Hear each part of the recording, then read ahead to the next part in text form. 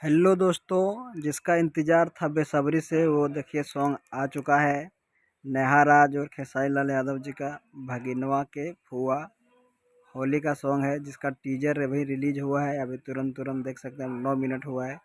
आप लोग से मेरा यही रिक्वेस्ट है कि जो जो भाई ने नहीं देखा है, प्लीज़ आप लोग देखिए और इसे ज़्यादा से ज़्यादा शेयर कीजिए अपने दोस्तों के साथ, फ्रेंड के साथ।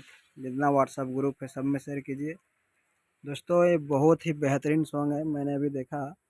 जिसने अभी नहीं देखे हैं तो प्लीज़ आप लोग जाके देखिए और इस गाने को सपोर्ट कीजिए और प्यार दुलार बनाए रखिए। दोस्तों स्वागत है हमारे यूट्यूब चैनल में आप सभी को, सबसे पहले न्यूज़ देखने के लिए।